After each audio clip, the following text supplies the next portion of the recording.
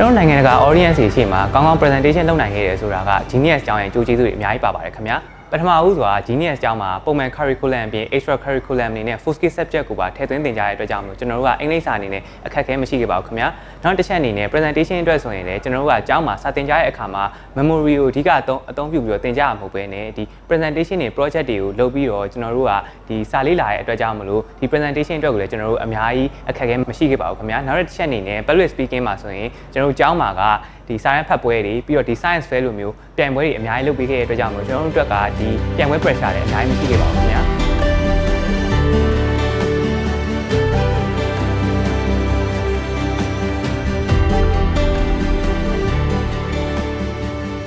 ကျွန်တော်တို့ဒီ rain camp ကရရှိတဲ့ knowledge တွေနဲ့မြန်မာနိုင်ငံနည်းပညာတွေကိုပေါင်းစပ်ပြီးတော့ပုံမကောင်းမွန်တဲ့ rainwater harvesting system ရရှိအောင်လုပ်ဆောင်မယ်။နောက်လာမယ့်ကျောင်းသားကျောင်းသူတွေအတွက်လည်း international competition တွေမှာအများကြီးလက်စွမ်းပြနိုင်အောင်လို့ကျွန်တော်တို့ရဲ့ experience sharing တွေလုပ်ပေးသွားဖို့ရှိတယ်။နောက်ထပ်ကျွန်တော်ရဲ့ experience ပေါ်မှာမူတည်ပြီးတော့ community ကိုအကျိုးပြုတဲ့လုပ်ငန်းတွေအများကြီးလုပ်ပေးသွားဖို့လည်းရှိပါတယ်ခင်ဗျာ